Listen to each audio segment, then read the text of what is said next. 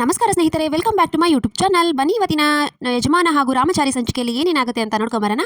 ಅದಕ್ಕೂ ಮುಂಚೆ ಯಾರೇನ ಚಾನಲ್ ಹೊಸದಾಗಿ ನೋಡ್ತಾ ಇದ್ರಾ ಪ್ಲೀಸ್ ಸಬ್ಸ್ಕ್ರೈಬ್ ಮಾಡಿ, ಸಪೋರ್ಟ್ ಮಾಡಿ. ರಾಘು ಮನೆಯವರು ಎಲ್ಲರೂ ಝಾನ್ಸಿ ಬರ್ತಾಳೆ ಅಂತ ಅರ್ಥ ತಟ್ಟೆ ಎಲ್ಲ ರೆಡಿ ಮಾಡಿ ಕಾಯ್ತಿರ್ತಾರೆ. ಬಂದಿಲ್ಲ ಅಂದ ತಕ್ಷಣ ಯಾಕೋ ಅಂತ ಎಲ್ಲ ಕೇಳಿದ್ಮೇಲೆ ಫ್ರೆಂಡ್ ತರುಣ ಎಲ್ಲನೂ ನಡೆದನ್ನೆಲ್ಲ ಹೇಳ್ತಾನೆ. ಝಾನ್ಸಿ ಯಾವುದು ನೆನಪಿಲ್ಲ, ಹಳೆ ಝಾನ್ಸಿ ಆಗಿದ್ದಾಳೆ, ಇದು ರಾಘುನಿ ಯಾರು ಅಂತ ಕೇಳ್ಬಿಟ್ಲು ಅಂತ ಎಲ್ಲ ಹೇಳಿದ ತಕ್ಷಣ ಮನೆಯವ್ರಿಗೆ ಫುಲ್ ಶಾಕ್ ಆಗ್ತಾರೆ.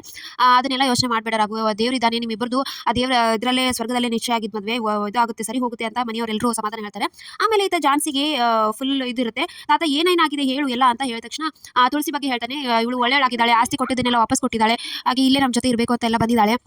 ಸೊ ಒಳ್ಳೆಯಳಾಗಿದ್ದಾಳೆ ಇವಳು, ಅವಳನ್ನ ನೀನು ಕೂಡ ಒಪ್ಕೊಂಡಿದ್ಯಾ. ಆಮೇಲೆ ಇನ್ನೊಂದು ದೊಡ್ಡ ಬದಲಾವಣೆ ಆಗಿದೆ ನಿನ್ನ ಜೀವನದಲ್ಲಿ ಅಂತ ಹೇಳಿದ ತಕ್ಷಣ ಏನು ತಾತ ನನಗೆ ಏನು ಅರ್ಥನೇ ಆಗ್ತಿಲ್ಲ ಅಂತ ಝಾನ್ಸಿ ಹೇಳ್ತಾಳೆ. ಹೌದು, ಅದನ್ನೆಲ್ಲ ತಿಳ್ಕೊಬೇಕು ಅಂದ್ರೆ ಒಬ್ಬ ಮುಖ್ಯವಾದ ವ್ಯಕ್ತಿ ನಿನ್ನ ಮುಂದೆ ಬರಬೇಕು, ಸಂಜೆವರೆಗೂ ಕಾಯಿ ಅದನ್ನೆಲ್ಲ ಹೇಳ್ತೀನಿ ಅಂತ. ಅದೇನು ತಾತ ಇವಾಗಲೇ ಹೇಳು ಅಂತ ಹೇಳ್ತಾಳೆ. ಇಲ್ಲ, ನೀವು ಮುಖ್ಯವಾದ ವ್ಯಕ್ತಿ ಬಂದ್ರೆ ನಾನು ಅದನ್ನೆಲ್ಲ ಹೇಳೋದು, ಸಂಜೆ ವೇಟ್ ಮಾಡು ಅಂತ ಝಾನ್ಸಿ ಹೇಳ್ತಾಳೆ. ಸರಿ ಆಯ್ತು ಅಂತ ಹೇಳಿ ಝಾನ್ಸಿ ರೂಮಿಗೆ ಹೋಗ್ತಾಳೆ. ಈತ ರಾಘು ಮನೆಯಲ್ಲಿ ರಾಘು ಅಮ್ಮ ಹೇಳ್ತಾಳೆ ಅವಳಿಗೆ ಎಲ್ಲ ಮರ್ತಿದ್ದನ್ನ ಹೇಳ್ಬೋದು, ಆದ್ರೆ ಅವಳು ನಿಮ್ಮನ್ನ ಒಪ್ಕೋಬೇಕಲ್ಲ ಅಂತ ಎಲ್ಲ ಮಾತಾಡ್ತಾಳೆ. ಅದಕ್ಕೆ ಮನೆಯವರೆಲ್ಲರೂ ಬೈತಾರೆ, ಅಜ್ಜಿ ಕೂಡ ಬೈತಾಳೆ, ಏನು ಅಪಶಕ್ನ ಮಾತಾಡ್ತೀಯೇ, ಆ ದೇವರು ನಿಶ್ಚಯ ಮಾಡಿರೋ ಜೋಡಿ ಇದು, ಇವ್ರು ಯಾವತ್ತೂ ಒಂದಾಗ್ತಾರೆ ಅಂತ ಬೈತಾಳೆ.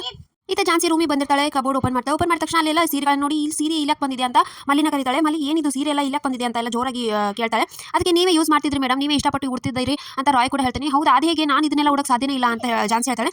ಹೌದು ಮೇಡಮ್, ಇದೆಲ್ಲ ಆಗಿದೆ ನಿಮ್ಮ ಜೀವನದಲ್ಲಿ, ಅದನ್ನೆಲ್ಲ ನೀವು ತಿಳ್ಕೊಬೇಕಂದ್ರೆ ಸಂಜೆವರೆಗೂ ಕಾಲೇಬೇಕು, ತಾತ ಹೇಳಿದ್ರು ಹಾಗೆ ಅಂತ ಹೇಳಿ ಎಲ್ಲರೂ ಹೊರಟೋಗ್ಬಿಡ್ತಾರೆ. ಝಾನ್ಸಿ ಫುಲ್ ಕನ್ಫ್ಯೂಸ್ ಆಗಿರ್ತಾಳೆ. ಆಮೇಲೆ ಈತ ಪಲ್ಲವಿಗೆ ಅವ್ರ ಅಮ್ಮ ಕಾಲ್ ಮಾಡಿ, ಪಲ್ಲವಿ ಏನು ಮಾಡ್ತಾ ಇದೆಯಾ, ಹೇಗಿದೆಯಾ, ಎಲ್ಲ ಸರಿ ಇದೆಯಾ ಅಂತ ಕೇಳಿದ ತಕ್ಷಣ ಪಲ್ಲವಿ ಎಲ್ಲ ಚೆನ್ನಾಗಿದೆ ಅಮ್ಮ, ಮಿತು ನಾನು ಸಪೋರ್ಟ್ ಇದ್ದಾನೆ, ನಾನು ಖುಷಿಯಾಗಿದ್ದೀನಿ ಅಂತ ಪಲ್ಲವಿ ಹೇಳ್ತಾಳೆ. ಸರಿ ಆಯ್ತು, ನೀನು ಒಳ್ಳೇದಾಯ್ತು. ಆಮೇಲೆ ಝಾನ್ಸಿ ಬಗ್ಗೆ ಗೊತ್ತಾಯ್ತಾ ನಿನಗೆ, ಅವಳಿಗೆ ಏನು ನೆನಪಿಲ್ವಂತೆ, ಎಲ್ಲ ಮರ್ತಿದ್ದಾಳೆ ಅಂತ ಹೇಳಿದ ತಕ್ಷಣ ಅನಿತಾ ಕೂಡ ಇವ್ರ ಮಾತನ್ನ ಕೇಳ್ಕೊತಿರ್ತಾಳೆ. ಅವಳಿಗೂ ಖುಷಿ ಆಗುತ್ತೆ.